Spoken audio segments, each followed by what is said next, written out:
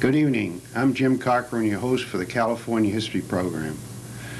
You're probably well familiar with the vanishing farms of this beautiful Santa Clara Valley area. Well, tonight, before they all vanish, we'll be taking you to Sunnyvale to visit the Olson family farm near the heart of the city. This is the first of two parts, so stay tuned and learn about the fascinating history of this devoted farm family and their operations. Cheery boys, enter and rest. The land of the heart is the land of the West.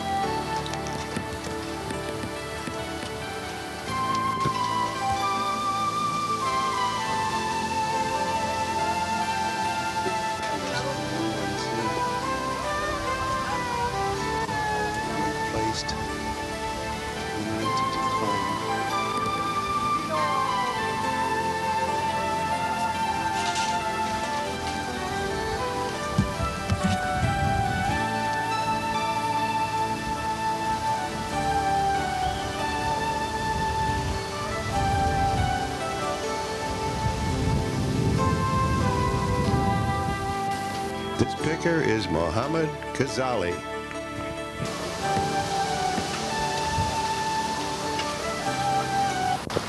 Young man's been working since 1960, and this is 1988. 1960. 28 years.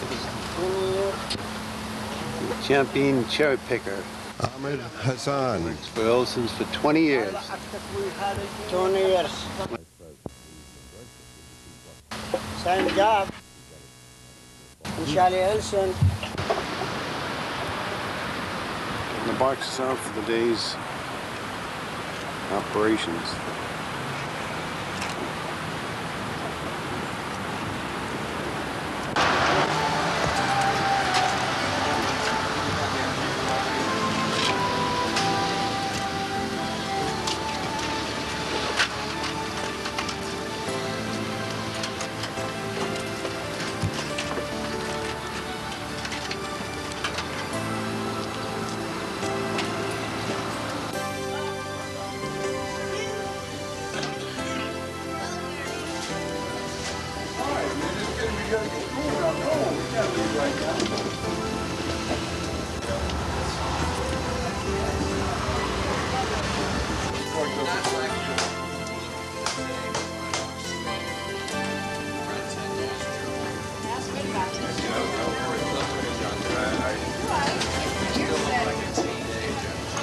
This is Stan Stepanich, who comes down, is coming down from Los Angeles to help out Charlie with this operation. We're looking at the last day of picking and sorting for the cherry season for 1988.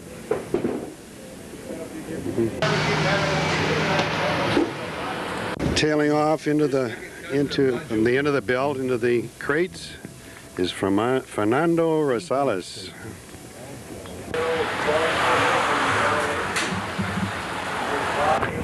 This is Lydia Velos, and how long you been working for Charlie Olson? 30 years. 30 years. And after she got through working here, she used to come down and work at Libby's, where I used to work. And sometimes she used to work in the cherry department that I used to run.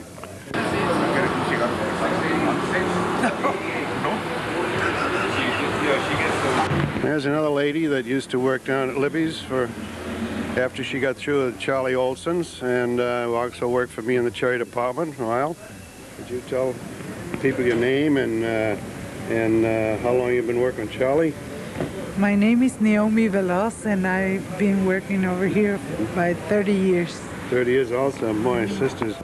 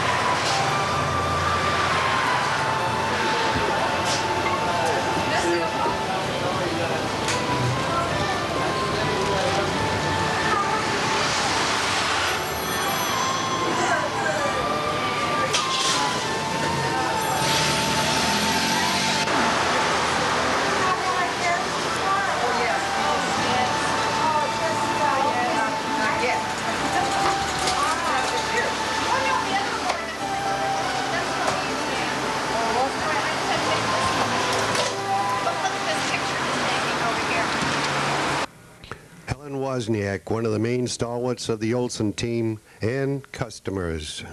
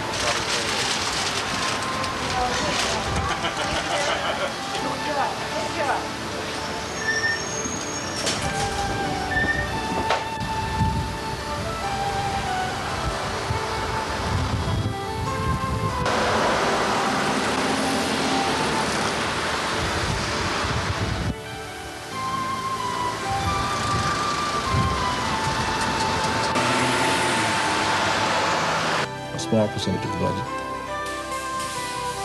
Finally, a production.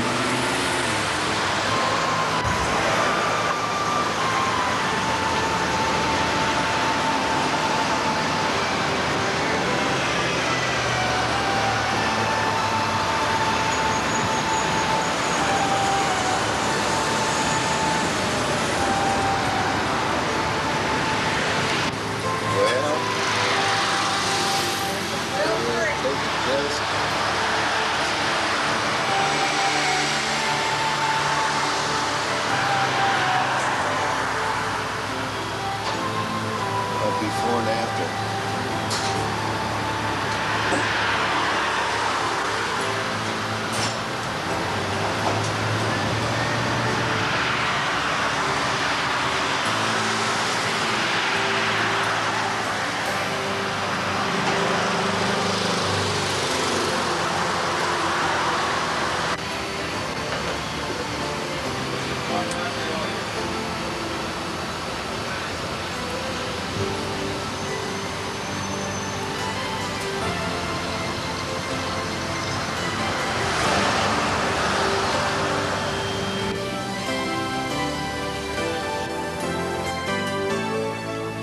The operations office and headquarters of the Sunnyvale State University.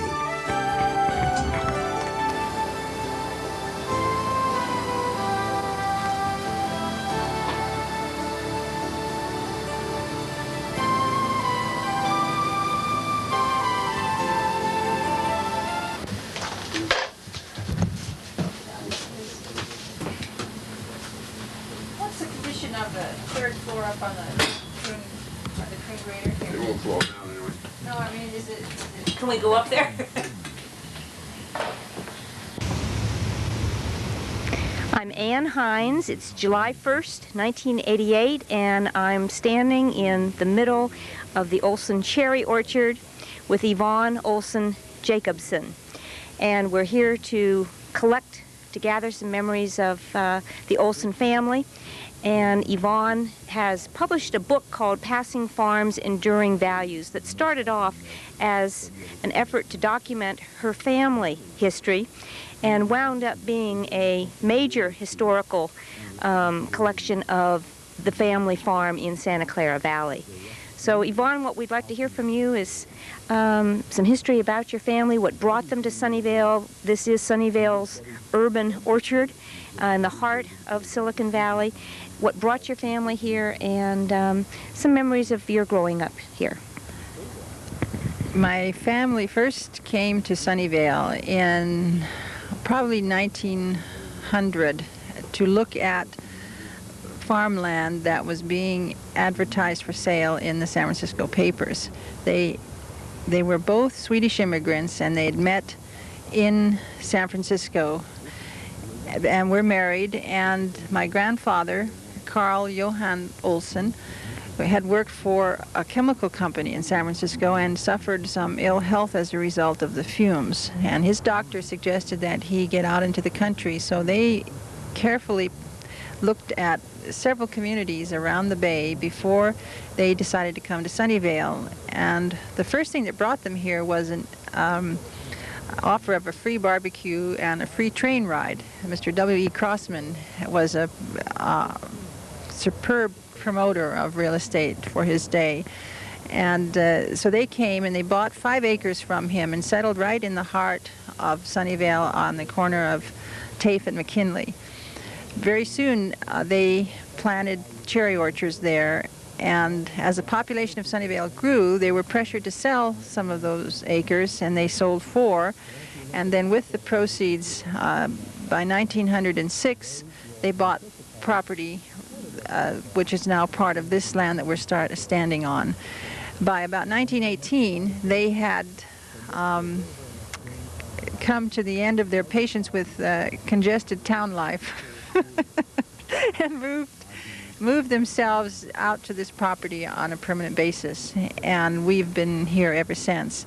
My father, Ruel Charles Olson, ran the farm from the time he was involved in running the farm from the time he was 14, but when my grandparents died, Hannah and Carl, then my father, Ruel Charles Olson, took over with my mother's help, Rose Zamar Olson, and together for 50 years they ran this orchard, the fruit stand, the apricot cutting shed, the prune picking operation.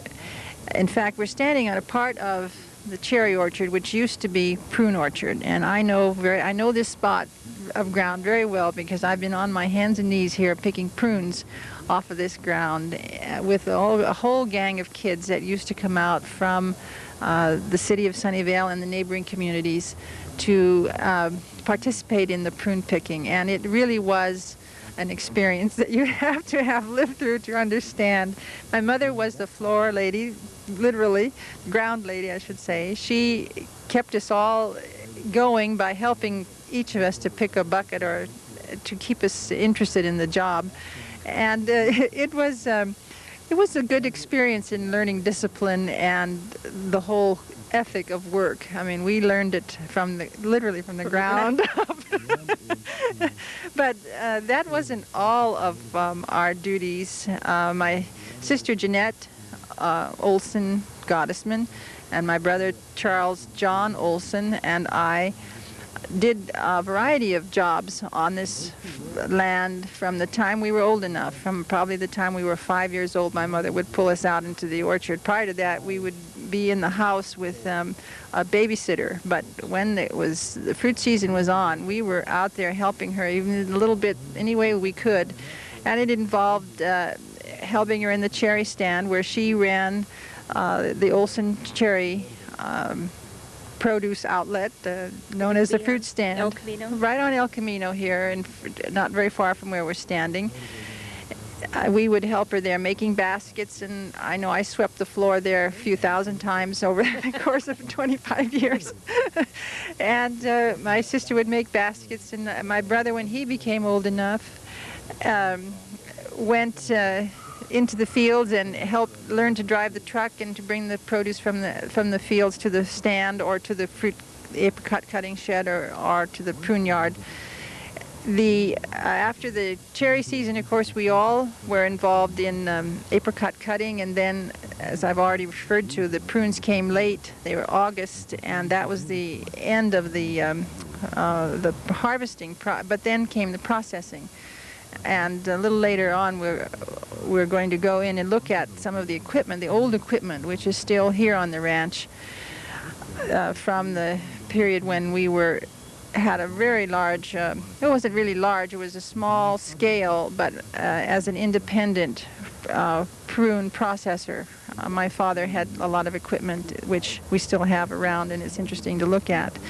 I think what's interesting about our farm, of course, the fact that it's still here in 1988 is probably its most sharp characteristic, but the fact is that we are in some ways very typical of the family farms which existed in Santa Clara County from before the turn of the century until about 1960, this was the predominant economic way in which people made a living.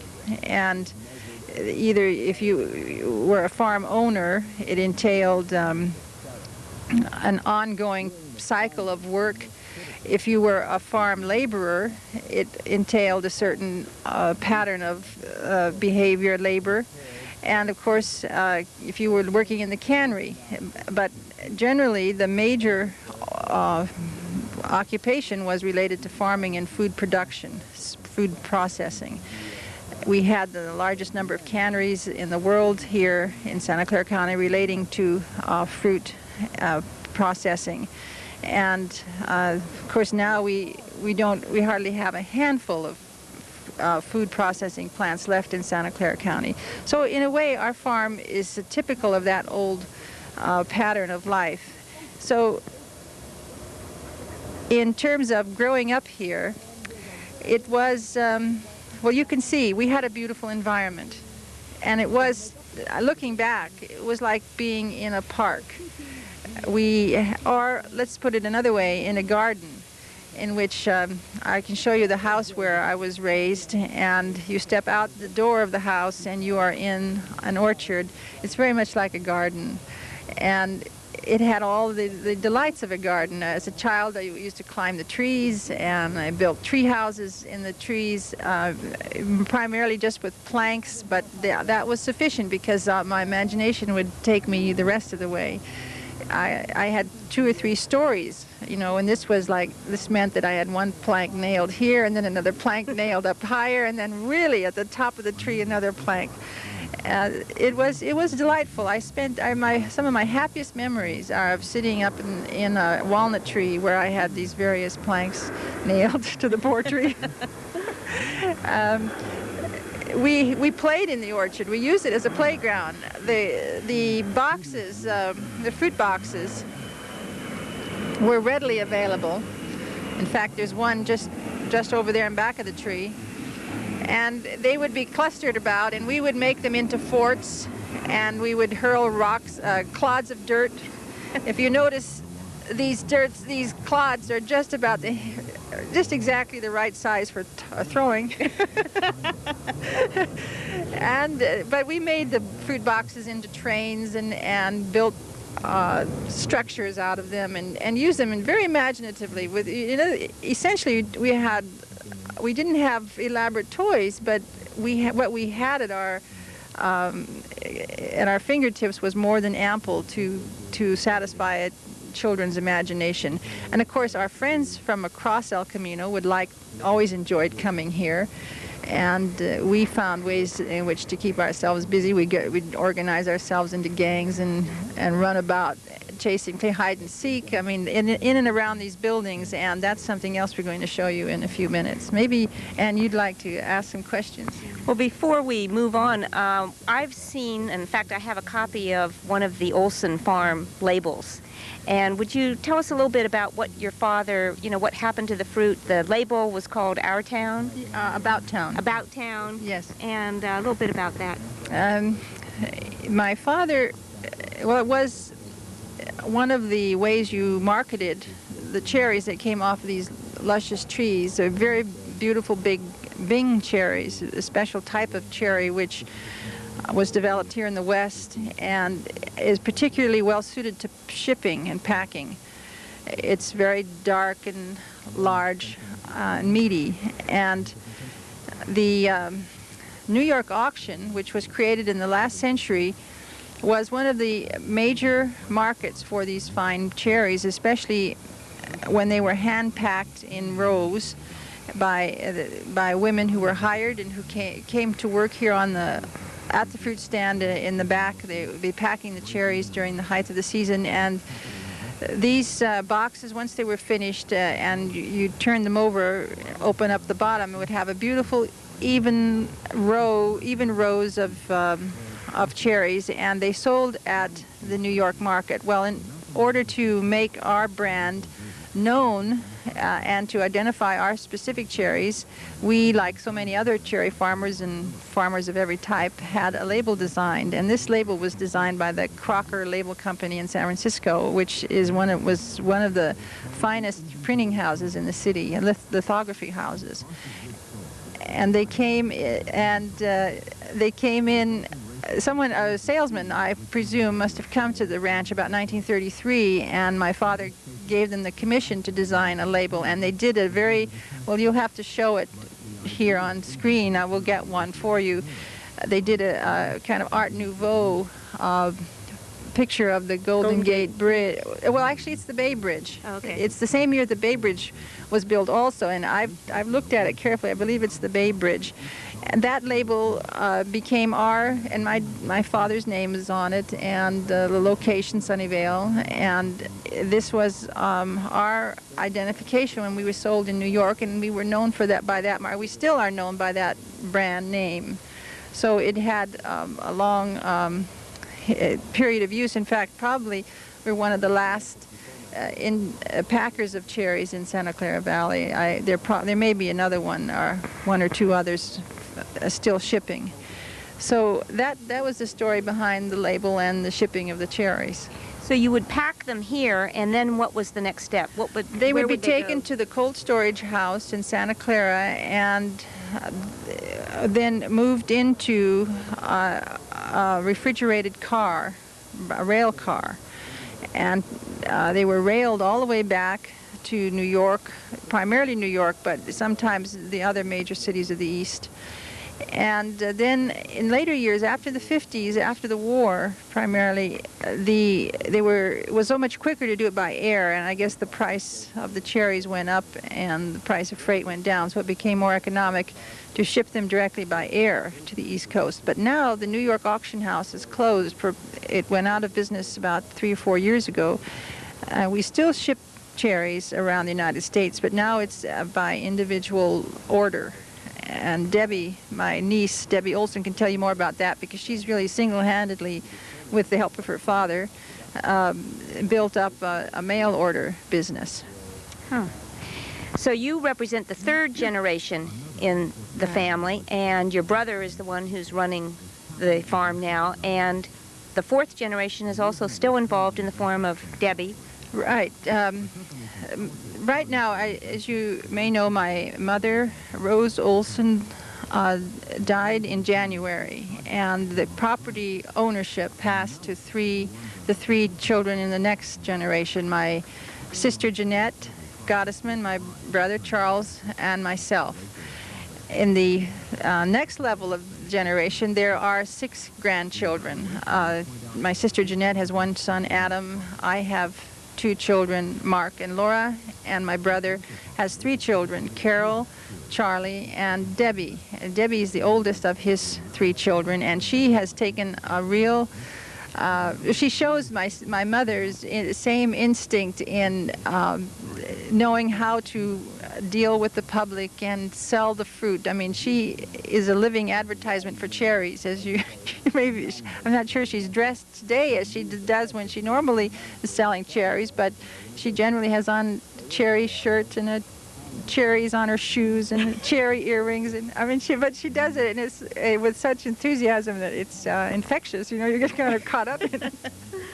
So that's the family and its organization, and we now, of course, my brother, my sister, and I are confronted with what to do with this property and what form it will take for the next generation in our family. We don't want to sell any property, but on the other hand, we do have enormous bills from the estate inheritance taxes. But we may not have to sell, we may develop, but none of this is decided yet at this point. Share a little bit more about your parents, about Rose and Charlie. My mother, Rose, was a unique personality. There was only one of a kind. I guess everyone feels that way about his or her parents, but she was an immigrant who came to this country in 1929 from Lebanon. She was born in Lebanon and left when she was 17 years old, went first to Mexico, where she lived for a time with her brother and helped to raise his 7 children. She had malaria. She contacted malaria, and it was forced to flee to this country, in a sense, flee. But she couldn't get a legitimate passport entry, so she had papers. This is somewhat reflective of her character and the kind of nerve and gusto that she I feel characterizes her. She had phony papers drawn up under the name of Raquel Navarro. Navarro at the time, you know, was a famous Mexican movie star, I believe. But she became Raquel, and she entered this country illegally with those papers on a 6-month visa, but she just never went back. And she was very, very frightened in that period that she would be caught. And she lived running to the closet, I understand, at my aunt's house. She came to Sunnyvale because her sister, Kara Misaig, had come from Lebanon directly with her husband to Sunnyvale, and they had a small grocery store immediately, well, just down the street from this ranch. And so when my mother arrived to stay with her sister and her brother-in-law, they were able to get her a job working for Charlie Olson in the fruit stand packing cherries. Oh. That was the first job that she had in this country. And of course, if she heard noises in the night or knockings in the night, apparently she would run into the closet because she was still afraid of being apprehended. Well, before very long, she wooed my father, and they were married. My mother decided that they were going to be married, and it happened. Finally, and it was during the war when amnesty was offered to so many immigrants who were in hiding because of the war. She came forward and studied for her citizenship, and she became a legitimate citizen in 1946, I believe.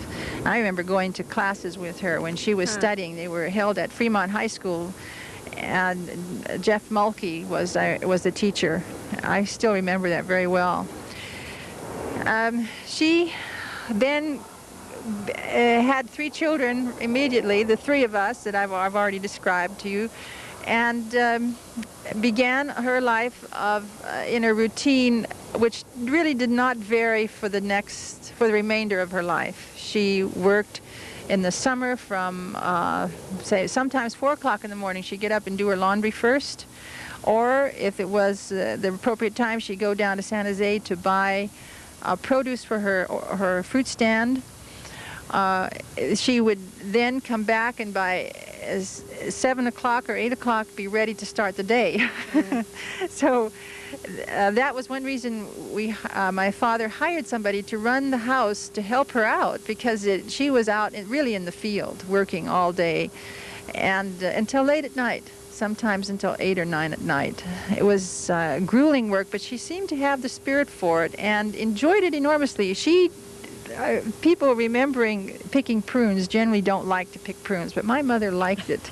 She liked to get out here she'd wear her pedal pushers and get down on her hands and knees and pick prunes, and she loved to be out. She hated cooking and she hated housework, but she did it for the entire time, and right up until she was physically not able to do it, she did.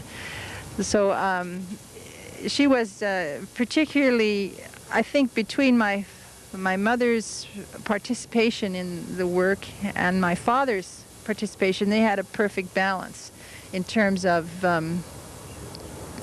one complementing the other. My father did the kind of things, everything else, the things that I've described my mother doing were a necessary part of the operation, but of course my dad in the meantime was making the business decisions and was managing the orchard and the pickers and bringing the fruit in to the stand and to the shed, and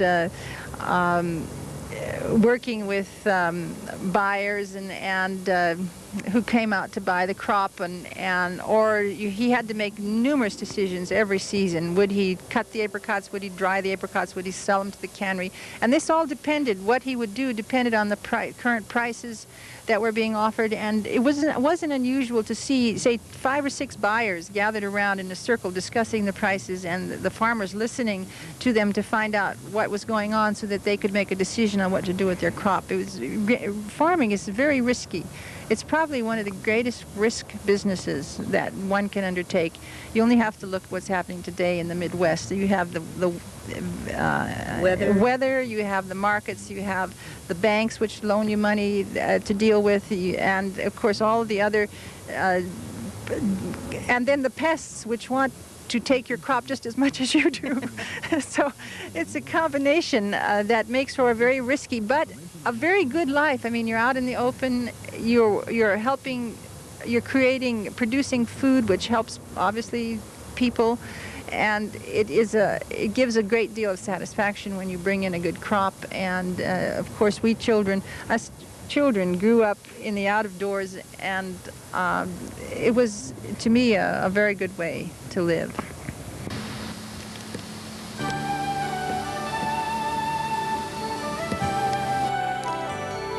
Now let's look at the equipment that Yvonne mentioned that needed to run this operation.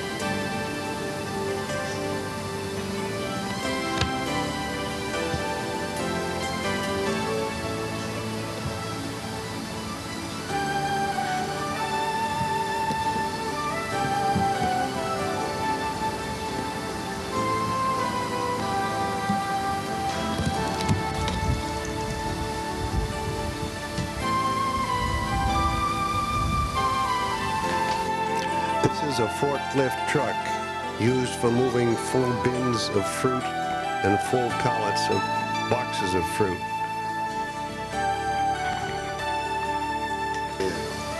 And plant.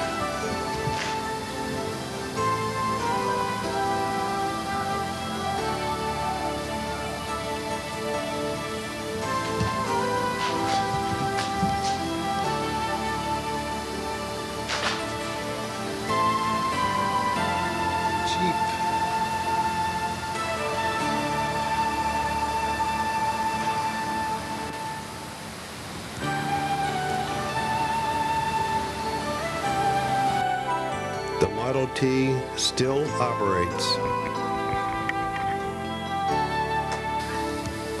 Trays. Let's have another look at that Model T.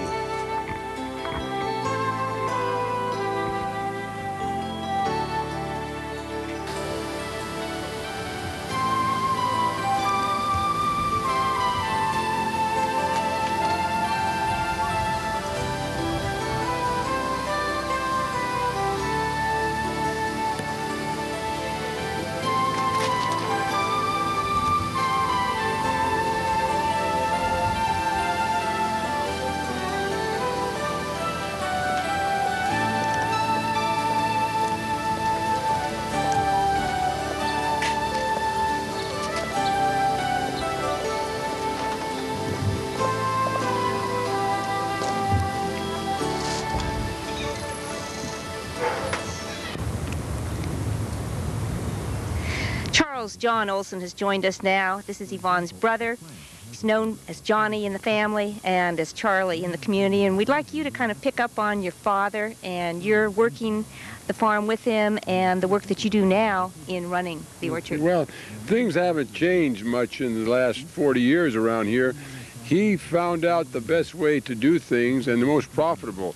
There's a difference, I guess you could say. You can do things to an nth degree where you end up spending all your money getting there and not making any money. He had a great knack to being able to find that middle road where you get top quality for the cheapest dollar, and then you can make some money. And that's enabled me to stay in business on this farm these few years, because I learned that from him. And of course my mother played a big role in the selling of the fruit. She was able to convince the customers that they were getting an excellent buy, in which they were, and also was able to tell them they're getting a good product. So the two went together, and then she built up a trade through service and quality over the years.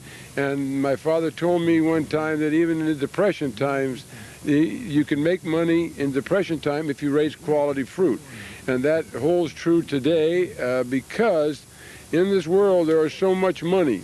And either it's in this pair of hands or that pair of hands. It's somewhere. It doesn't just disappear when time gets tough. You know, somebody has it. So you seek out where it might be, and you can survive. But you still have to adhere to the principles of quality and service.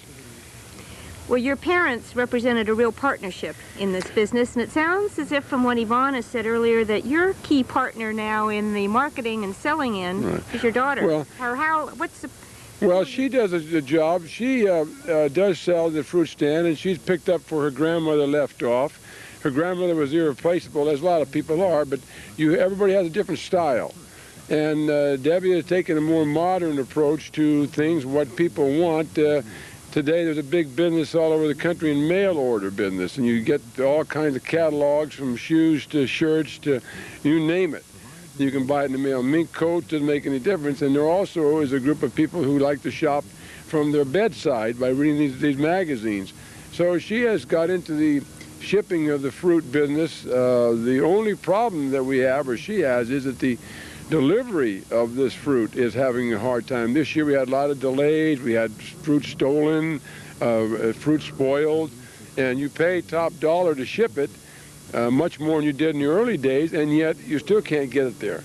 So the big problem she has in that area now is the fact that how do you get the fruit from point A to B in good condition, first class. Mm-hmm. But she's done a magnificent job in taking over the stand and taking charge. She had a great teacher, and she's a great observer, and she has her own ideas. So the three things combined make for an excellent salesperson, and the love of the fruit. The fruit has a lot to do with it. Yeah. What are your earliest memories growing up? Oh, this place, I go back to all my memories. Playing in the irrigation ditches as a young boy, when they irrigated what they call the flooding way to do it instead of the sprinkler pipe.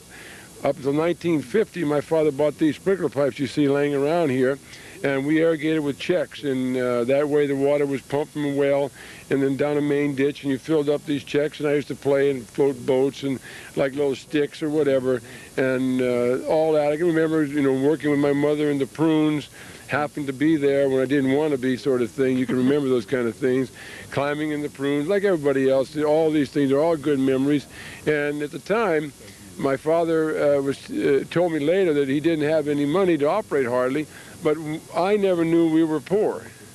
Because we always had a good, a good bed to sleep in and plenty of love and care from my mother and father, and then a roof over our heads, and then a lot of work to keep you occupied. So those combination of things, you don't have time to think, and you have nothing to compare with.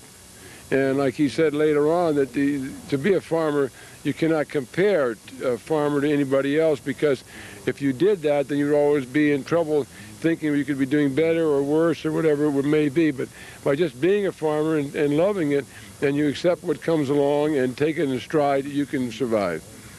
Well, how many acres do you now have? Well, all we have left here is the family ranch, which is roughly 25 acres, 27 acres of trees. And then we have a little 7-acre piece that we rent from the city of Sunnyvale near the community center. But 3 years ago, we had about 200 acres. But one ranch was sold, 108 acres was sold to a developer that I was leasing in a joint agreement with Mrs. Dorothy Litton in the Seven Springs Ranch in Cupertino. I inherited a ranch that my father took care of for over 50 years in Los Altos, which the people last year sold it. We had a piece of property in Cupertino we leased from a farmer, but the city of Cupertino owned it, and then they gave orders to develop it. They're going to dig it all up. In fact, it may be down right now. And then we had a piece in Valco Park, and that went by the wayside. And little by little, we're whittled down in this area to what we're standing on, basically. There are other places to go. You can go to Morgan Hill, Gilroy, Hollister, Patterson, Winters for apricots. You get into different problems of long-distance farming, and you have that problem of having somebody there all the time. And it can be done, but it takes an awful lot of work. Mm-hmm. Something else you want to say? Well, I would just say that in caring for the orchard, like I say, my dad had excellent practices, and they have been very successful over the years, and he always taught us consistency, that no matter what kind of a crop you had, whether it be a small crop, a medium size, or a large crop, you do the exact same things. Just because you don't have a crop of cherries, for instance, doesn't mean you don't irrigate the trees. They still need water to survive, albeit not that much. But some of the people around here in the early days, when they didn't get a crop, of course didn't have any money, then they would start to cut back on fertilizers and sprays and water, and the orchard would suffer. So they would start a decline of the orchard. There's enough problems in making an orchard grow without making the orchard suffer. So that's the kind of thing I learned from my dad about the farming, among many other little tricks of the trade. And of course, you shop and you watch your pennies, and the dollars take care of themselves. And all the old cliches all hold true. I mean, they maybe tried to talk about them, where they're kind of comical, but they all hold true. Early bird gets the worm, busy as a bee, all these sort of things that people laugh at sometimes. But there's only one way to farm, and that's with diligent work. It's hard work, but it's enjoyable work. So it's not hard in that sense. It's physically hard, but it's not mentally hard. The sadness of it all is when a tree dies, like some of the trees around us here are dying, and they get to be 25 years old, and then they die, and it's very sad and hard to take that, because you wait so many years, and then you start again with a new tree, and then you have to start over again. So you only get a couple of generations or 3 generations of trees in your lifetime. So you want to keep them, as many of them alive as you can, if it's at all possible. So quality and enduring values have been trademarks of the consistency. Consistency over the years. Yeah, and you find any farmer, I imagine in any business, though, those same qualities hold true. And no matter what kind of business you have, but they hold true, especially in farming. And that's why the Olson Orchard is still here and still the best cherries for any wide distance around. Well, thank you. This year's crop was very low. The lightest in history. I don't think we hit 30 ton of cherries on this ranch, and that would be less than a ton to the acre. Last year we had 40 ton. We've had as many as 200 ton. Per acre? No, in the whole orchard, orchard.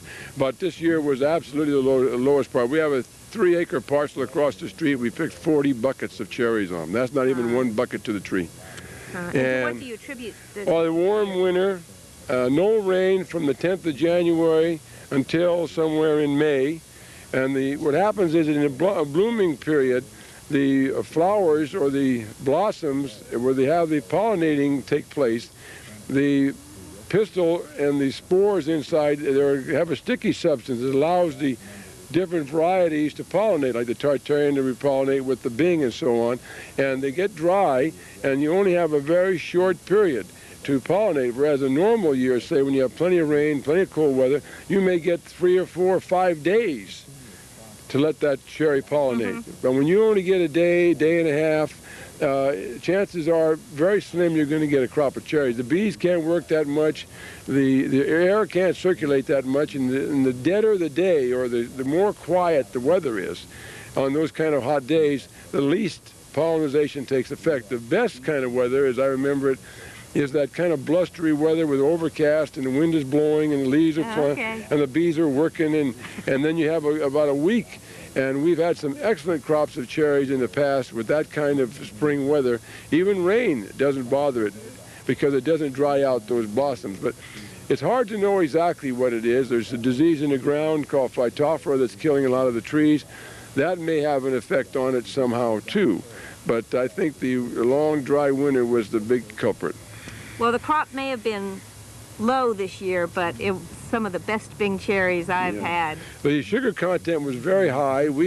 Today is the 1st of July, and we put some cherries in our refrigerator over there, and we keep it at 38 degrees on the 13th. That was our last picking day.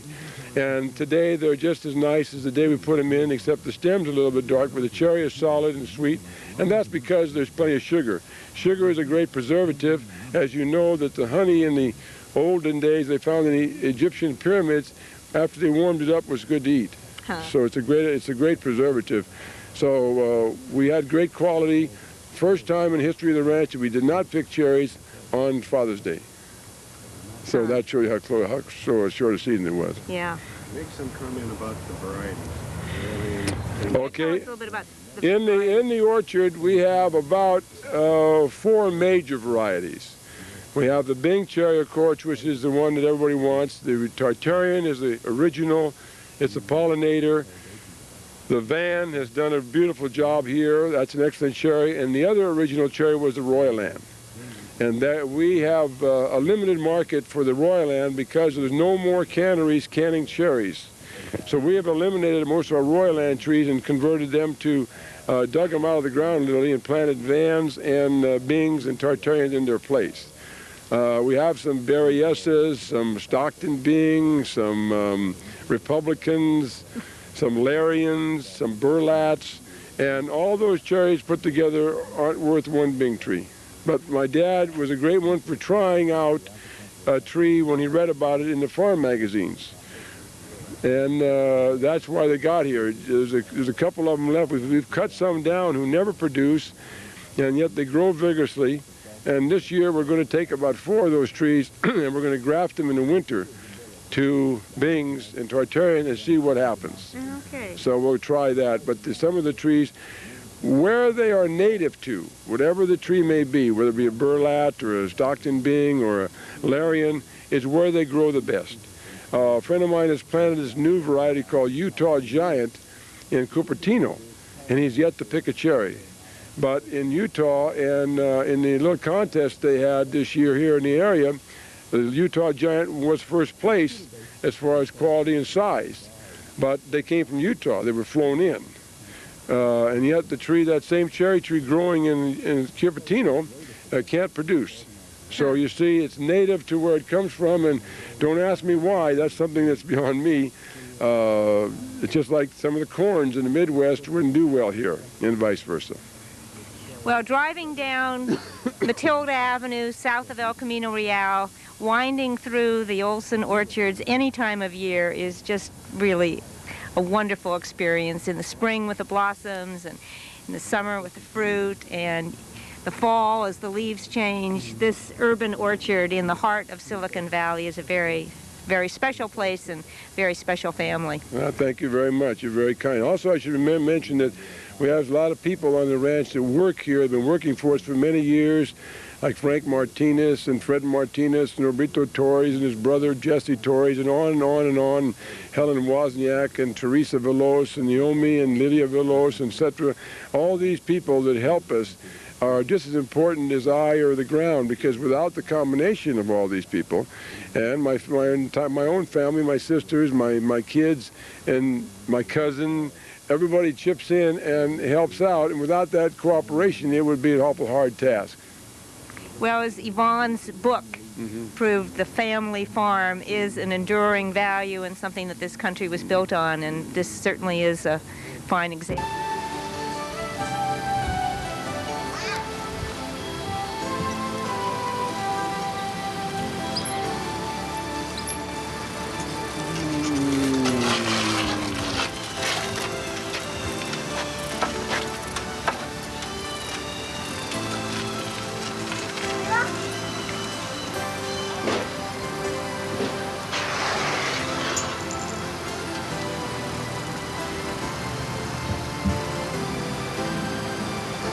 Well, Deborah grew up on this ranch, and tell us some of your memories of a child living on a ranch in a generation when not a lot of kids lived and worked on a ranch.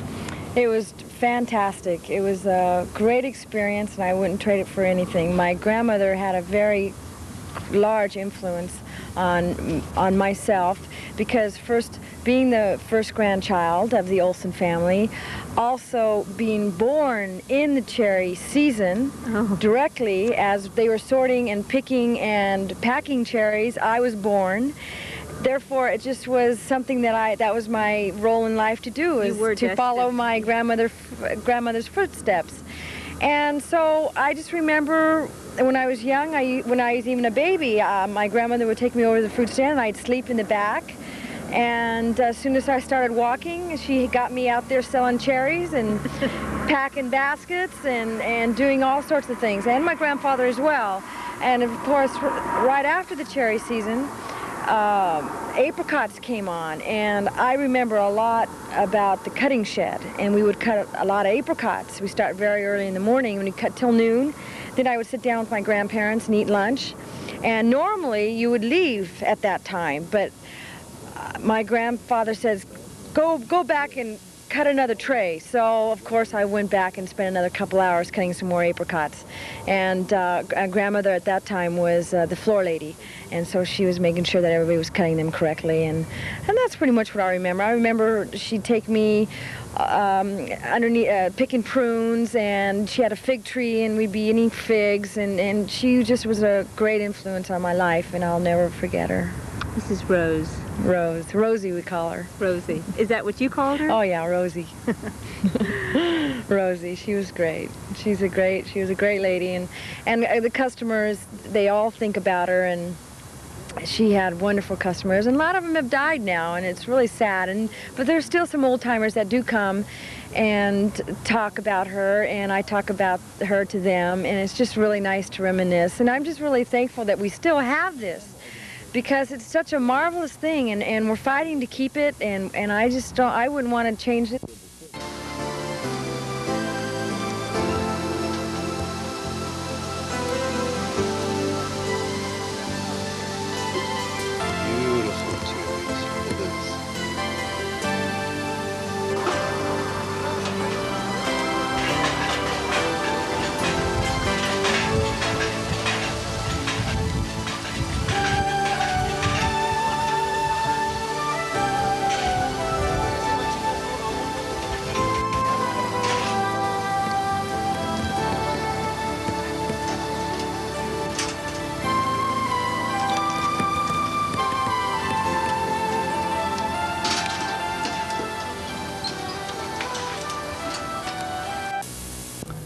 Well, folks, that's our show for the evening. Tune in again next week, same time, same station, where we'll learn about the apricot and prune operations and general operations for the year, and a talk with Frank Martinez, the longtime general foreman for the Olsons.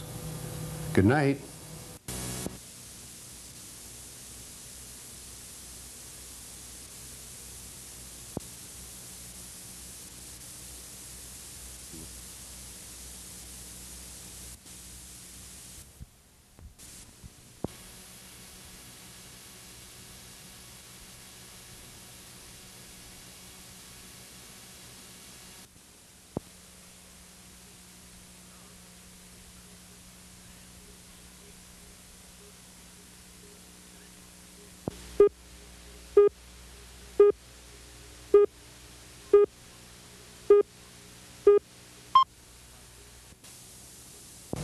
Good evening. I'm Jim Cochran, your host for the California History Program. Tonight we're bringing you the second part of the two-part series on the Olson family farm. In it, we'll be covering the apricot, prune, and general operations. And Ann Hines will be talking to Frank Martinez, a longtime foreman for the Olsons. Stay tuned. Enter, boys, cheery boys, enter and rest. The land of the heart is the land of the...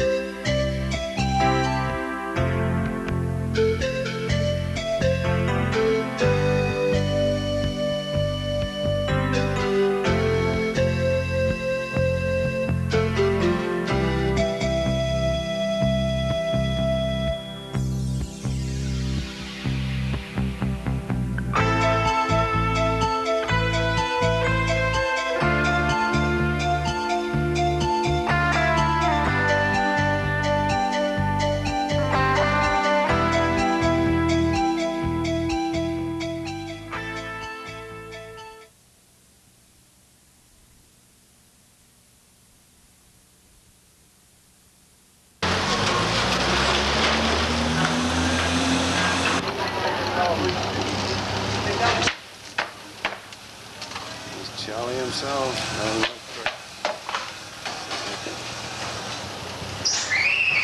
All the cuts.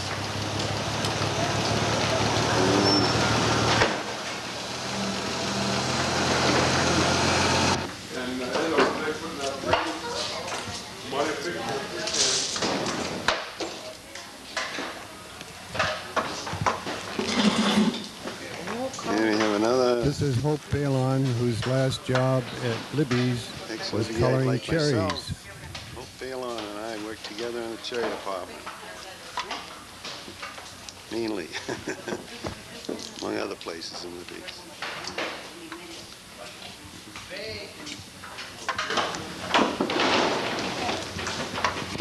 And another Carmen. Looking for Charlie Olson. They just gotta keep busy. They can't.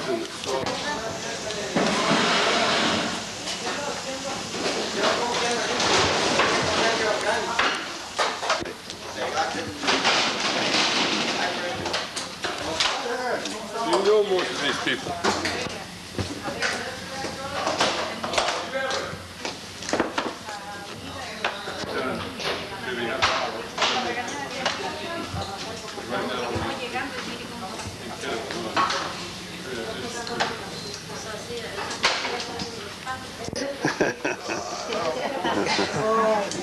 Ay, coño.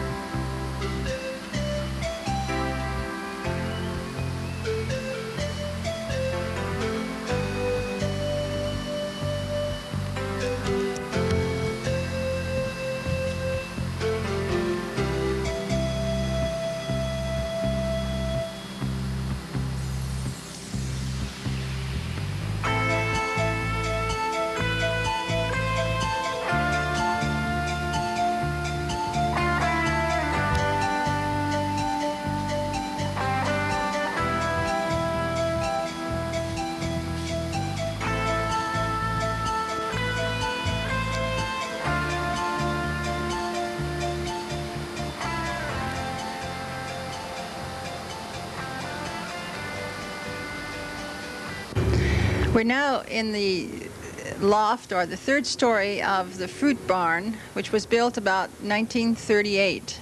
My dad at that time decided that it made sense, if you're going to be a grower, to also be a processor, a prune processor. So in that year, with some help, I believe, from the federal government, he and Paul Mariani formed a partnership of some type, or at least they started out together in processing prunes. And this barn was built to accommodate his operation, and this equipment was installed. My father bought it from the manufacturer. I believe his first name was John, but it is definitely Smith, from San Jose, who built it there and delivered it to us here in Sunnyvale.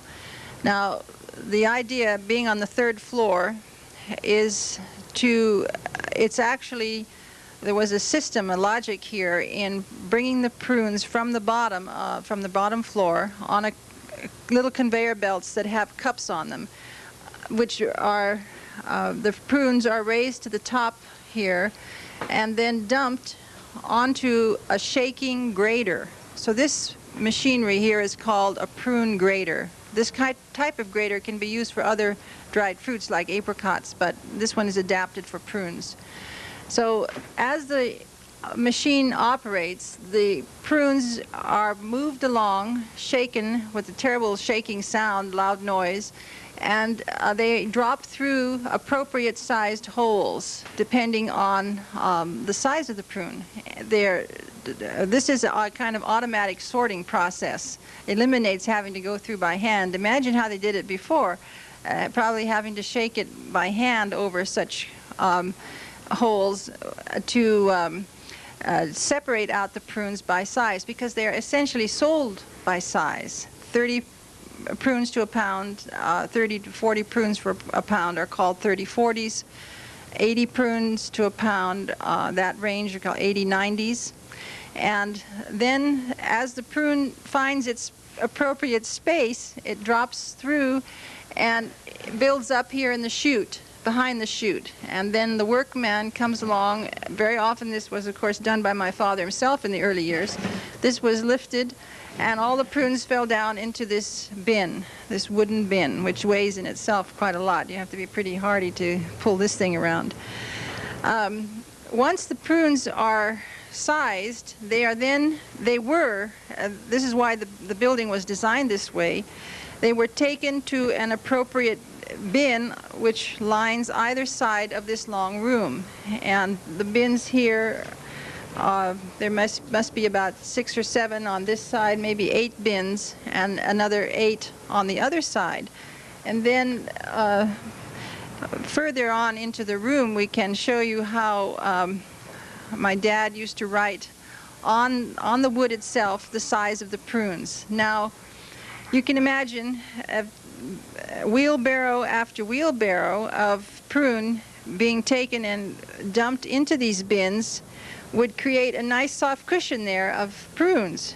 And when the cushion got up high enough, and at the end of the season, when all the prunes were in the barn here waiting for the next step in the process, how us children would get together with our friends and just have one heck of a time jumping from this level into the prune bin and essentially playing tag on the run. I mean, we weren't just going to sit down there. We were normally playing tag, and this was one place to lose your pursuer. You could easily, and it was dark down on that second floor, so once you got down there, you could disappear into another prune bin and you would be gone for a long time, not to be found out. But of course, this was not something that we were supposed to be doing. So my dad very often would holler up the stairs, "Hey, you kids, get out of there!" And he was yelling at the top of his lungs.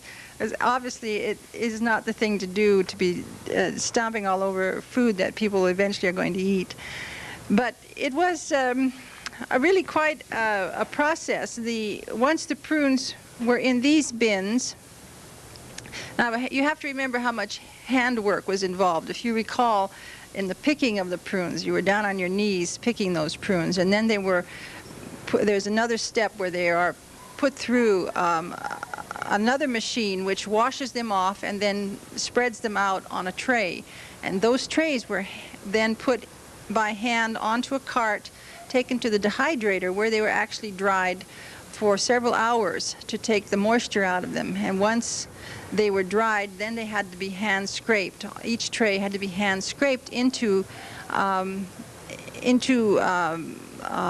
wheelbarrows and boxes, and then those boxes and wheelbarrows were dumped into the receptacle at the bottom of this 3-story barn, where they would finally come in contact with the conveyor belt, which brought them up here. It's a tremendous amount of handwork and hand shoveling. For instance, here is one of the original prune shovels, designed especially for the prune industry, because you could get the maximum number of prunes on a shovel of this type.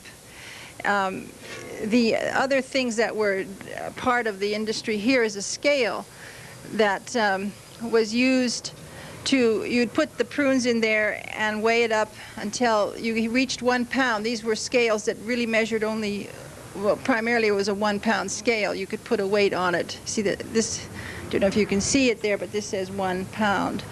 And then you would count those, and if you had 80 prunes in it, you knew that you had 80 90s. If you had 40 prunes in it, you know you had 30 40s or whatever.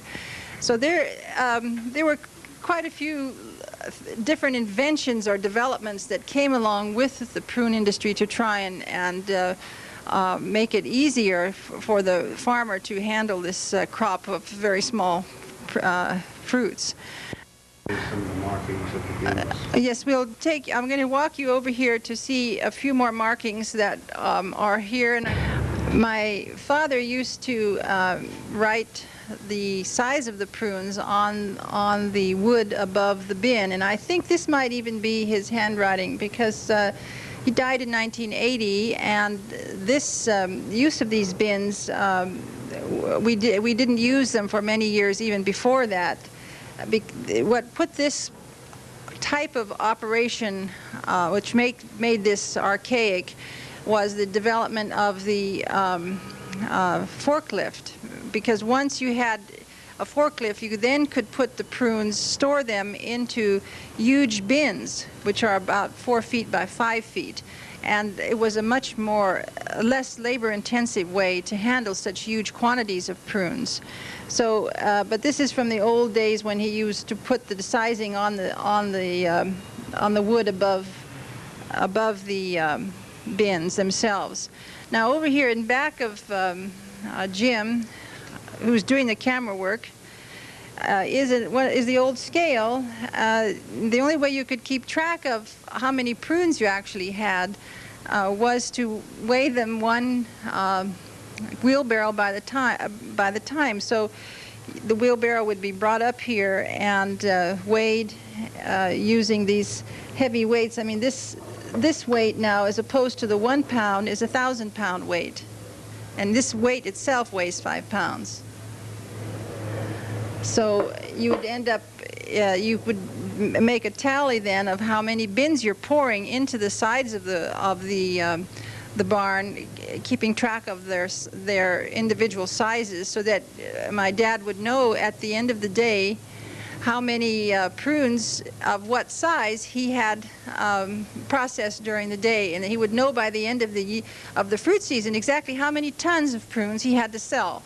Because that became very important. If you made a contract with H.J. Heinz, as he very often did, he could tell them, well, I have 40 tons of 30/40s, or I have so many tons of another size, and they would then decide on the price, and the sale would be made based on his knowledge of how many prunes he actually had, and this is where it was tallied up.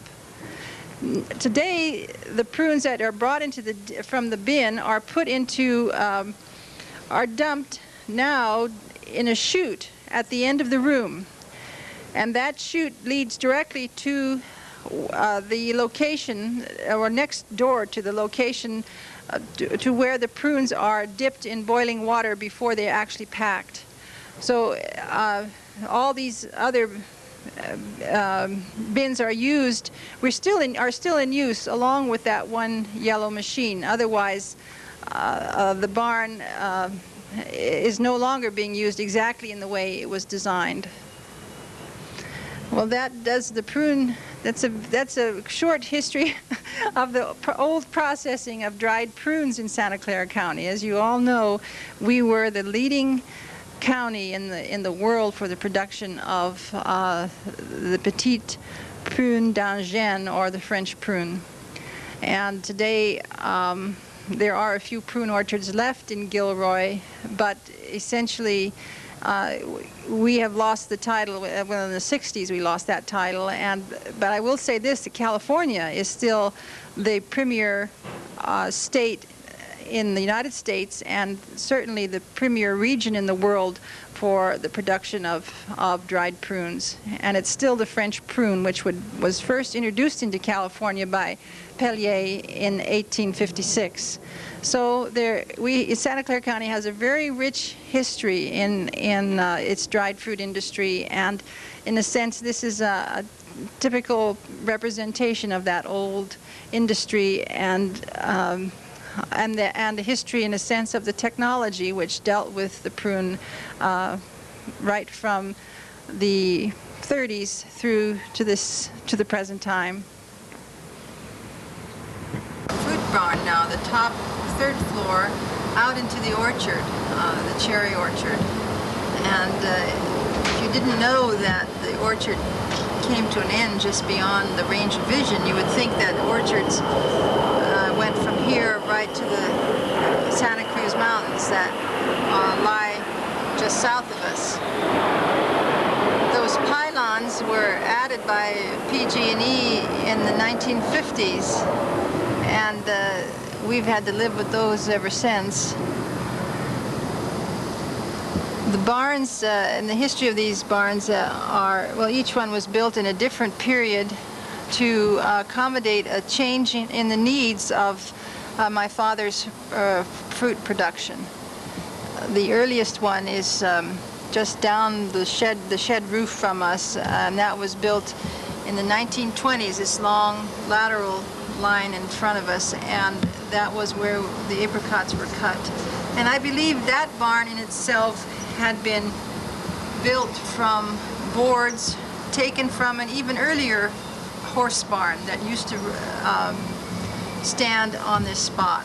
Because before this was a cherry orchard, it was a grain farm going back to the 1860s. It was owned by the Patrick Lyons family.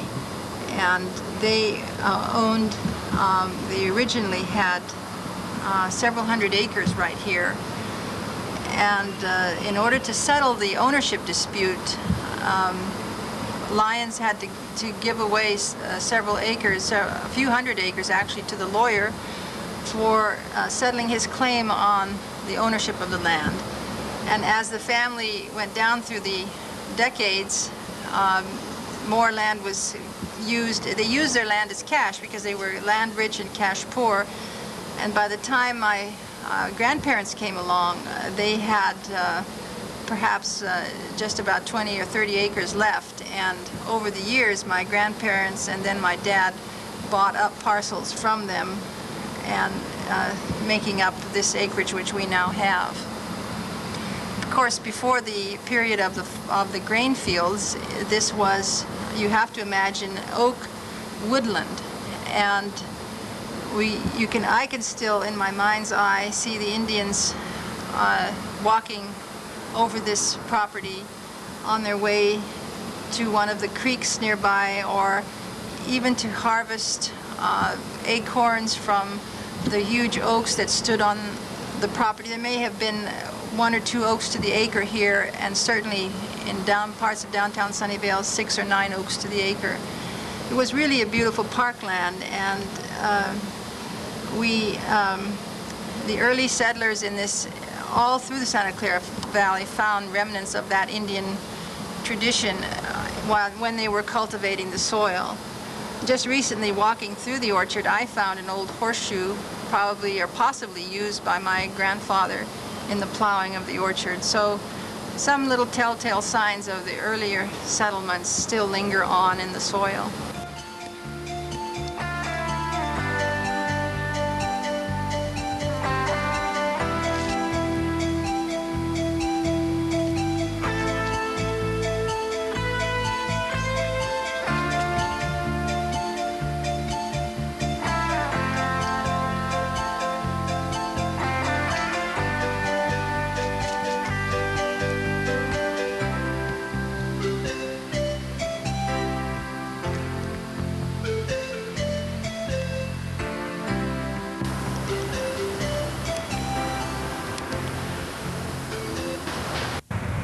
December 12th, 1988, and I'm enjoying the patio of Frank Martinez here at the Olson Ranch. A little chilly for a December day, but very nice under this loquat tree. And we want to just get some perspective from Frank on the Olson Ranch and the part that he's played in it over the past 30 years. You came here in 1950, Charlie remembered, and would you tell us how you happened to join this ranch and this family? Well, when I first came over here, I was renting one of the houses here. The tank house over there. The tank house. Yeah. And I was working in construction, and the winter time came along, and I couldn't work or it was raining. So over here, they had a lot of work at that time. They used to work rain or shine. So Johnny's father asked me if I wanted to work steady, and I didn't have to pay no rent. Mm-hmm. So I decided to stay over here for a year or 2 years. And, well, I've been here since then. That was 30 years ago. Or more, 37, so many. Oh, that's right, 38 years ago. That's Yeah. right, 38 years ago.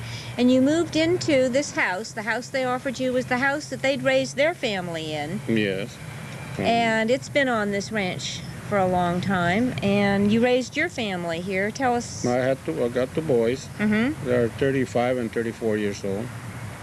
They help us a lot here during the summertime, since they were kids. And now they work in electronic plants. And they're married too. So they're doing all right, and I'm doing the same stuff since. Well, tell us what kind of stuff you did on the ranch. What was a typical day like, and then later on let us know how it's different today. But what was a typical day like? Well, at that time it was a lot of orchards all around Sunnyvale. Right now the difference is there's no more orchards around. But the work over here at the ranch is just about the same. You know, kind of slow now. Because before we used to do pack a lot of prunes, dry them over here and grade them and everything. But now everything changed. We don't have that many prunes around. But, well, we'll keep on doing something all the time. It's always something to do. Well, what's a typical day on the ranch like? Say at the peak of the harvest season, springtime, well, we work cherries. Long hours, but it's not that hard work, just long hours. Most of the time in the cherry time, I'm inside the fruit stand, inspecting the boxes and nailing them and taking care of the packers there. So you were responsible primarily for getting the fruit from the orchards into the stand for sale? Yes. We run them in the belt and sort them out and put them for sale, pack them. So, well, that's about it. It's always something to do there. How large a ranch was this when you came compared to the number of orchards that are being worked today? And where were the prunes? We had some prunes over here in the back of the ranch, too. Oh, okay. Now, we pull them out and then plant cherries. And, well, and about the ranch, the size is just about the same, except for that road they made, that extension, Matilda. The Matilda Avenue extension. Yeah, but otherwise, the ranch is just about the same, except for that road there. Frank was saying that the Olsons, the home they built, that they moved into, was originally located up on the El Camino Real. And when the Matilda Avenue extension went through, they moved the house down to its current site on the Matilda Avenue extension. And Johnny and Yvonne and their sisters and brothers and parents lived there, and you continue to live here and raise your family. Yes. Yes. How many people work on the ranch? Well, in the summertime, we have all depends on the crop. If we got a big crop, we got 60, 70 men picking. Oh, really? And a light crop of 40, 45. But we get quite a few people working. The fruit stand, a lot of ladies work there too, packing the cherries. But not like it was before. Before it was more fruit. Yeah. Well, that's all I can say, I guess. Well, it's what's the biggest challenge to raising fruit and orchard crops? Is it the weather? Is it rain? Is it? Yes, we need rain in the wintertime. But for the last few years, we haven't had it enough. And this year was pretty dry too. So I don't know. For the last three years, we've been having a light crop in Canada weather too. We were supposed to have cold weather in the wintertime, and it haven't been that cold. So I don't know about this year. How is it gonna be? We're in the midst of hopefully the end of a drought right now, and well, one of the trucks that Frank still does drive, I guess, was an old antique milk truck that was used as a general carry-all around the ranch, but also was a favorite entry in many Sunnyvale parades, and it was always a treat to have Frank be the driver. That's a 1929 Ford. 1929 Ford. Yeah. We still have that truck in the back there. Do you still use it? Once in a while, but it still runs. We use it to water the young cherry trees when they need water because they're too young. So we got a water tank on it. So we put water in the tank and go water the young trees. Mm-hmm. So that thing still runs. It's an old truck, but that's what they say. They had that truck when I got here. They had that truck. We still have it.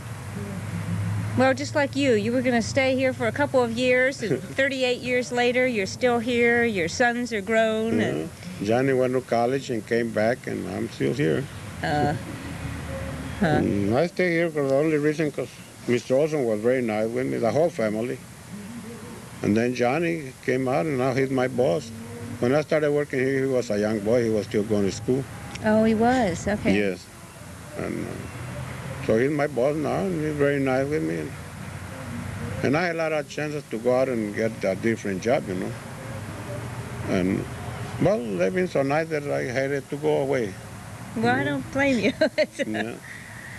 Mr. Nice. Olson was he was with me just like a father, you know. And we lost our father. I lost my father when I was very young. You know, and we had to work for everything. And nobody ever gave us Christmas, you know.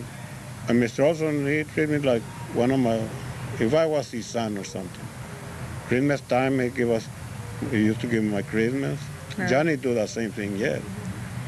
And then he used to give me bonus every season. He used to give me my bonus after the prune season, after the apricots, after the cherries. You know. So I decided, well, no use going to some other place. You know, they're very nice. So I try my best to help them in everything I can do. Because they've been nice with me. When did you come to this area, and from where? I came from Los Angeles in 1947. Okay. Well, we used to come before and pick fruit around here. Then I lost my grandmother over here. She passed away here, so we buried her over here in Santa Clara. And then my mother wanted to go back to Los Angeles because she said, we go back, probably she wasn't going to come and see her mother's grave again. So she asked us if we wanted to stay. So me and my brother said, well, yeah, we'll stay here. So we sold a little house that we had in Los Angeles, and we bought another one over here in Sunnyvale. And how old were you then? About 19 or 20 years. Okay. So we stayed here. Then later on, I got married, and the whole family. Because we were 5 boys and 2 of my brothers. We were 5 boys and 2 girls. So I was the first one that got married. Then later on, one of the sisters, and later on. But everybody lives around here in Sunnyvale. Well, one of the brothers lives in San Jose. The sister lives in Santa Clara. But everybody's around here. So we've been here since that time. That's the only reason we didn't go back to Los Angeles. Was to be near. And I was the first one that got out of working from the ranch. I started working in construction. And now all my brothers, they kept working on ranches. And then later on, well, they got different jobs, and I came back, and I'm still in the ranch. And so you're the last one now to be working. Are you the only one now working on a ranch? Yes. Of your brothers? Yes. The first one out and the last one to stay. Yeah, I stayed. And I got one of my brothers, he's retired already. He worked in a foundry for over 30 years. So he retired at 58 years old. He decided to retire. He helped us over here in the ranch too, you know, part-time. If we need him to make deliveries or something, he come and do it. And but I was the first one that got out of the ranch, and I'm still in the ranch. And you're still in the ranch. And that's the only reason that I stayed, because I was renting that house here. The tank house, yeah. And then rainy days I couldn't work, and so I used to work over here. I used to ask Johnny's father, if you got something to do, I'll give you a hand. He always gave me a job. He never said he had. And then finally one time he told me if I wanted to work steady, I didn't have to pay no rent or nothing, work rain or shine. So I decided to stay. Well, what kind of work do they do on the ranch during the rainy season, during the winter time? Well, we got a lot of, at that time, it was a lot of pruning to do. Rainy days, packing prunes and grading them and everything. And now the fruit that had been dried. Yes. We had a lot of prunes upstairs, so we used to take care of them. And right now in the wintertime, well, we fix the broken boxes and trays and ladders. And so rain or shine, we work inside in a way. Okay. Yeah, there's always something to do. At that time, we used to break a lot of trays, a lot of ladders, and boxes. So we repair everything to have it ready for next season. Mm-hmm. So we use them every year. Mm-hmm. There's always something to do. If we want to work every day, we can work every day. In the summertime, in the fruit season, we work Saturdays and Sundays. Right now, we just work half a day on Saturdays and rest on Sunday. Mm-hmm. But when the season comes, we work steady. There's always something to do around. Well, as far as the orchards that you're taking care of now, it includes those right immediately around here, and also the orchard at the community center. Yes. And are you involved? That's an apricot orchard. Apricot orchard. Yeah, what I do with it, I disc the ground, take care of keep it clean. Mm-hmm. Take that tractor over there and disc it. And then pruning and burning the brush and taking care of it. Well, how would you compare taking care of an orchard today that's surrounded by a highly developed urban area compared to 30 years ago, 38 years ago, when you were surrounded by orchards? Well, the trees used to give more crop, and it wasn't that much traffic too, because right now the trees don't even want to grow no more the way they used to. All that smoke from the cars and a lot of traffic. And during the season time, we didn't have as much birds as we have now, because there were a lot of orchards too. So now we had a lot of problem with the birds in the orchards.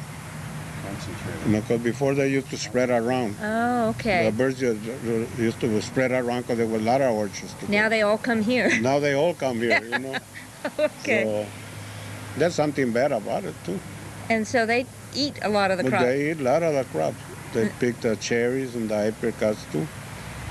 Somebody gotta be moving around inside the orchard, Is that the best way to deter Yeah, them? no other way to get rid moving of scarecrows. Yeah. They get used to scarecrows and stuff like that. Huh. Oh, that's Yeah, that's one of the problems. That there's not that many orchards now. So the birds, they come over and they find a place to stay right here. Some people that have individual trees lose every cherry. Huh. Oh, yeah. Huh. I know I was talking to Mr. Martisich last season, and he was complaining about how difficult it was to get workers to pick the fruit. Is it harder today to get workers on the ranch? We never had no problem over here.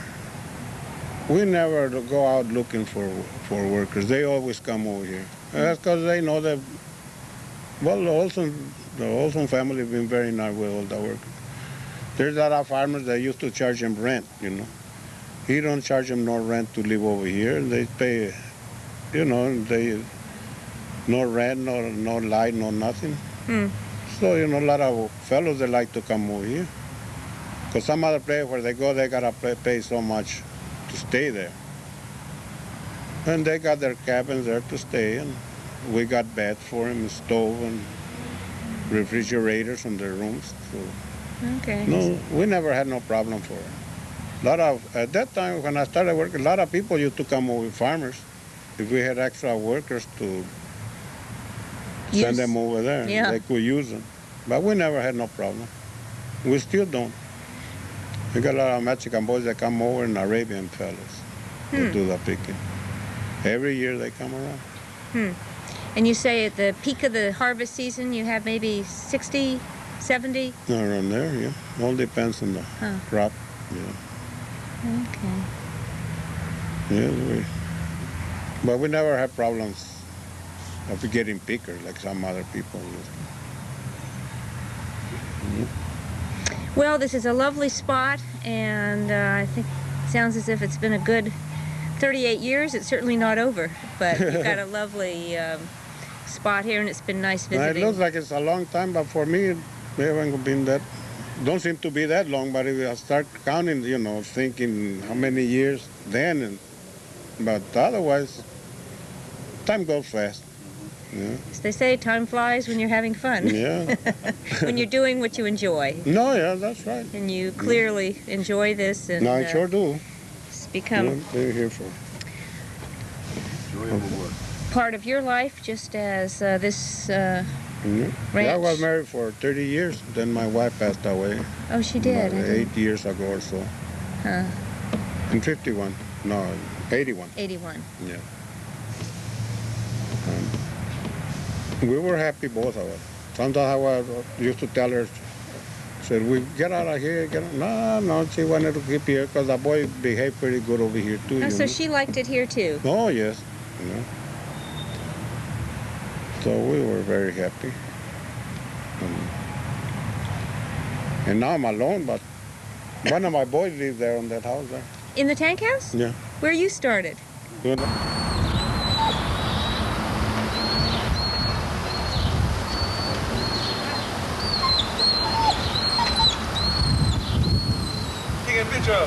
That wind is kind of getting the hair in your eyes, huh? Yeah. Smile for the camera. Want to say something for the record here? You work here? Yeah, my dad's been here. My dad's Frank Martinez. I live right there. My dad lives right here. I work here on the weekends. Oh yeah. This is my baby girl, Melanie. Oh, you know. And how about your dad? How long is it? I think he's been here for, what, 48, 43 years or something like that. 40-something years. You have to talk to him. Yeah, he's been here for years. When I started, yeah. Oh, my goodness. Except he works in the electronics industry. Yes. But he still lives on the ranch. And my other son used to live on Crawford Drive, where Johnny lived. Oh, okay. Johnny used to give him it was a little house like that one there. Uh-huh. He lived there for a whole bunch of years too. Finally, he just got out of he bought a house in San Jose. Finally, he moved on that way. But we were always around, close together. Yeah. Well, your roots obviously have been planted deep here for your whole family. And they've been working out for a long time, but they try to get their vacation. They get it in the summertime, so they can give us a hand over here. Yeah. Oh, okay. During cherry time, they help us in the cherries there and everything, bringing the fruit in from the orchard, because they know how to do all that stuff, because they used to hang around with me when they were small. They grew up with it. Yes. Yeah. They know how to drive forklift and everything. So they help us a lot from the summertime. Well, this really is a family farm at all levels. The original family plus the families of the people who have worked on it. Yeah, like us with Mr. Olson, well, even my sons. They try to help us in anything they can. They work outside, but during summertime they try and get their vacation during cherry season, because that's when we're more busy. Yeah. They're always around to give us a hand, anything we need. Well, that's great. Well, thank you. Thank you. This has been a very, very pleasant respite on a December afternoon. Well, that's all I can say. That this family is very nice with me. That's the only reason we've been here all this long.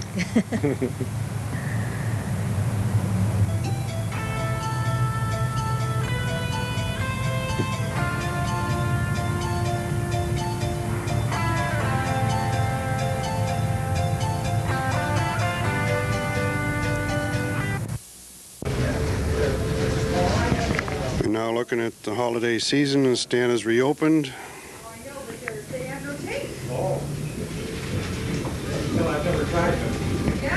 And they're packing up fancy packs of dried fruits.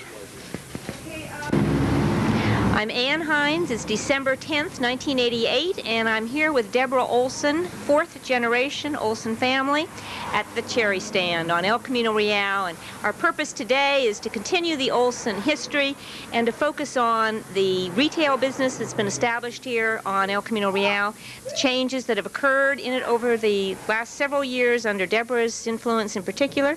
And I think we're just going to start there, Deborah, with this is the first year that the stand's been open year-round, as I understand it. And would you just tell us where you're going with the business now and what your role is in it? Well, I've thought about expanding a little bit the dried fruit part of our business because I feel that we have such high-quality products that it would be nice to share them around with everybody in the country and as well as in the world. And the best way to do that is by mail order or retail. And it's the stands here, and people really like what we have, and I just thought that would be a nice idea to do that. And so I'm just starting off with what we have right now, dried fruits, dried fruit packs, and fresh fruit, and then we'll see where it goes from there. I'm optimistic, of course, so I'm just giving it a shot. Well, and when did you take a more active role in this aspect of the business? I mean, I know you've grown up with cherries and the Olson Ranch, but... I'd say the last 10 years, let's see. I'd say about the last 10 years when my grandmother, because my grandmother always was she ran the show all the time, and so I was underneath her. And when she was becoming older, I kind of took over, and then, of course, certain summers she wasn't able to be here physically. And so I did the best I could, and since the times have changed and marketing is so important nowadays than it was in those days of my grandmother, I had to decorate the place up, and a lot of the old-timers have left. So that part of the business has gone, and because they have gone away from either north or south or wherever, or they've moved away. And I find that a lot of customers call from back east or wherever, even down south of California, and they want to have cherries or they want to have apricots. And so I thought, well, why don't I get into the business, retail as far as mail order goes, and help them out, and of course they like our products, and then just go from there. That's great. So how much of the business is mail order? Oh, it's a small part right now. It's a small part. The cherries were... It's hard for the cherries because of the fact that cherries is a perishable item. And so I have a little bit of difficulty getting them in perfect condition as far as the heat, the weather, the temperature, handling. But it's growing. It's growing.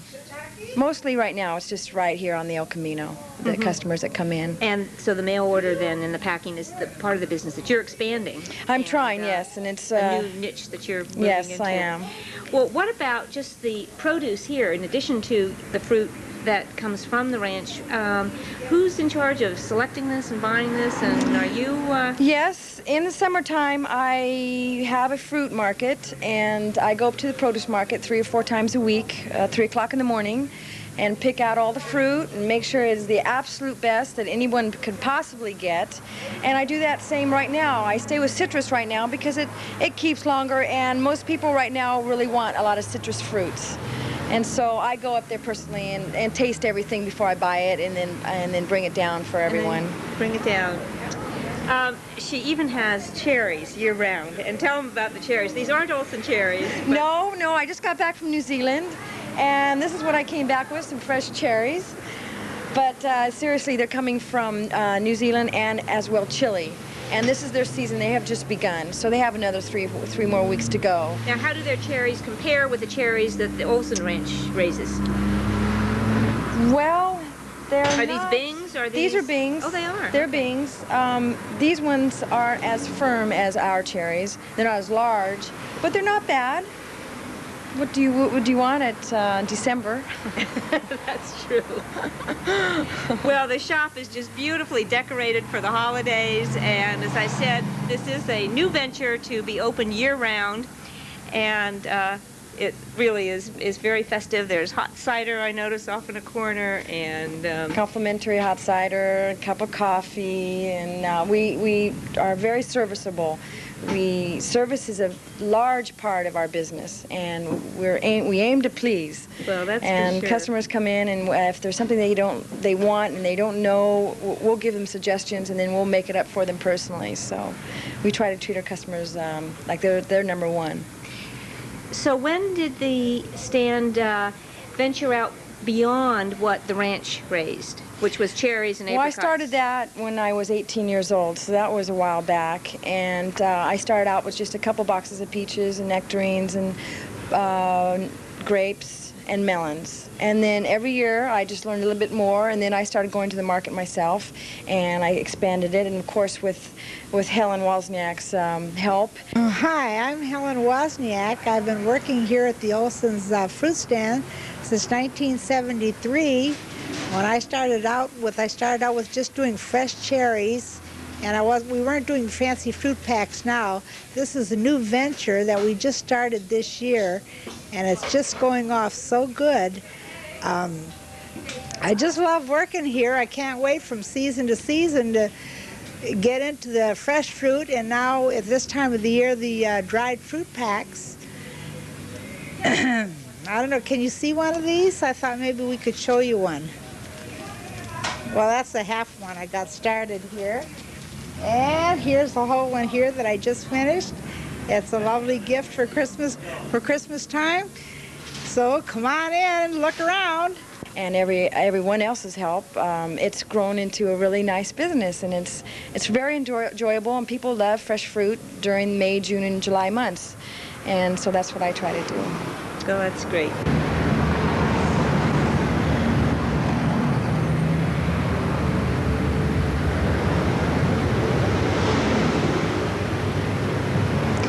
Deborah's a lady who doesn't do anything halfway, and we just want you to check out her outfit. Starting at her feet, her shoes, why don't you just tell us about all of the garb? Well, I enjoy traveling in the off-season very much, and I just find all these cherry wear everywhere I go, and it just jumps out at me, and I just have to buy it.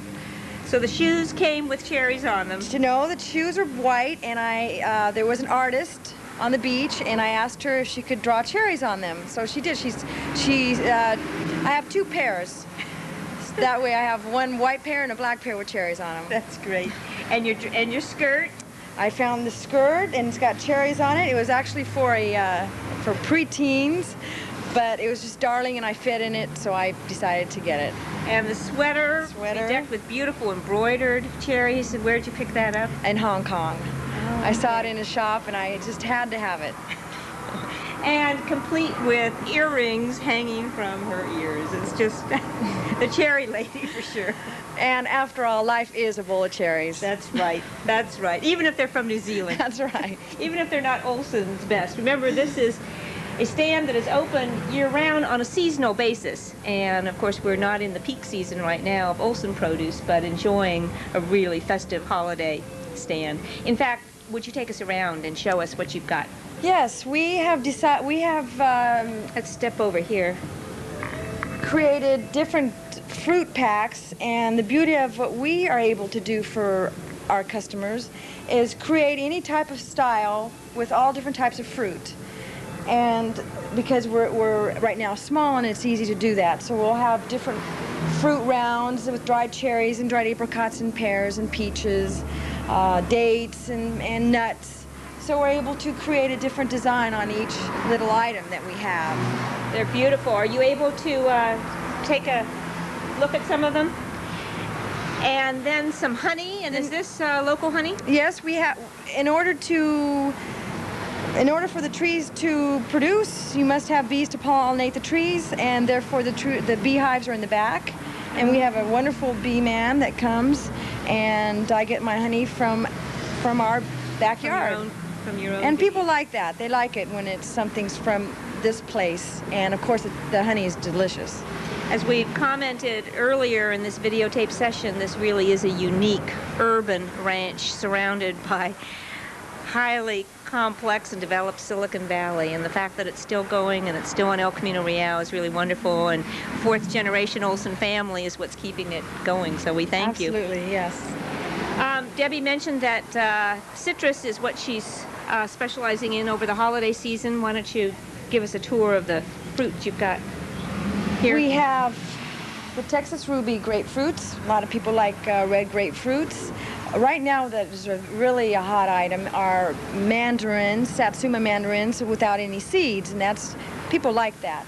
We also have tangerines, the Fairchild tangerines, and they have seeds, but they're very sweet. Persimmons, of course, for people that want to bake and just eat them, and then some apples, just for your So this staples. is what you come home from the 3 in the morning produce outing with. I don't have to get out so early during this season, thank God. Okay. Well, let's keep moving. Okay, let's continue and tell us about the sign, Olson's Orchard. Well, we have a wonderful customer, like we have a lot of wonderful customers. He came in and he had this, it was all tarnished and rusted, no colors, and not even these names. And he said, he comes in walking in and he says, would you like, do you think that I could make this for you for your father for Father's Day? And I said, sure. And he says, I'll put Olson's Orchard on it. And he goes, what color would you like it? Oh, we said, well, of course, red and green, and then, oh, how about a white border? And okay, and then we used brown as a trunk. So then, about 2 weeks later, he came with it, and it was great. Then I gave it to my dad for Father's Day. So I thought it was quite appropriate. And in cherry season, guess what's going to be hanging from the tree? Right, fresh cherries. Fresh cherries. Okay, why don't you continue with some of the displays here? Well, like I said, we offer just a lot of different varieties for everybody. We hope to please everyone, of course. And we have these nice oval trays, which people really like. Dried cots and pears and peaches and dates and such. Then nuts for the people that are just going to have a party and put them out on the table. And then we go over here and some more of the same, basically. And then when we come over here, we have the T-shirts. Okay, let's, can you pick up one of those shirts and tell us a little bit about the T-shirts and also about Sunnyvale State University. Well, this is something that my father and his buddies have created, Sunnyvale State University, and of course the campus is right here on the ranch. And it just kind of took off. So now we have lots of things, Sunnyvale State University, T-shirts, sweatshirts, golf caps, all sorts of things. This is the only advanced institution That's in right. Sunnyvale, and it's very appropriate that it be set on this place. Exactly. And it works. And that's about it. We just try to please everyone, and we have just a nice assortment of all kinds of goodies. Anything else about the university? Its curriculum, its social activities, its philanthropy? Definitely male-oriented. Oh, okay. There aren't any females on the staff, so we're not, us women aren't involved in it, really. Oh, okay. We can be cheerleaders, I think. It's about the size That's of like Sunnyvale's own version of the Bohemian Club. That's right. We have here a very special treat for the holidays. Share with them what you've got. Well, this season we decided to have chocolate-covered prunes and apricots. And as you know, B. Ritchie's, which is just down the street from us, uses our apricots and prunes, and so I thought it would be a very nice idea to have chocolate-covered prunes and apricots as well in the cherry stand for the holiday season. Well, that's wonderful. They are superb, and they, like you, ship all over the world. Yes, this is true, and they're very well known, and most people, when I say that they're B. Ritchie's, they grab them in a minute. Behind Deborah is a wonderful display of historic photos, including her grandparents. You might want to come on in and take a close-up of these if the It's really nice, and people really like that. And of course, for myself, I enjoy having the feeling that they're still around, looking over things, and maybe they cringe sometimes and have a few things that we do here. But all in all, we try to do the same things as they did, and of course, that's how I was brought up. Well, it's a wonderful picture of your grandfather and my grandma. and your grandmother. It's great. And the old barn. Mm-hmm.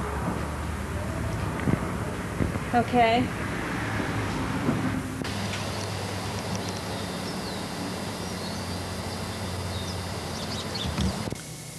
folks, that's our show for the evening. I hope you enjoyed this Olson family story as much as I did in making the video. Good night.